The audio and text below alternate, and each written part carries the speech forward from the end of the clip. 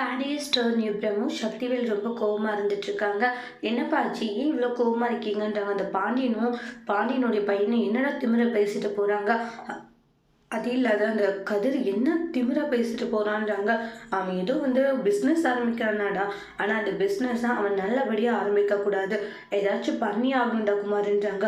ஒவ்வொரு முறையும் ஏதாச்சும் பண்ணலான்னு நினைக்கும் போதெல்லாம் நம்மளுக்கு அடி மேல அடியா விழுது. ஆனா இந்த டைம் கண்டிப்பா விடவே கூடாதுடா.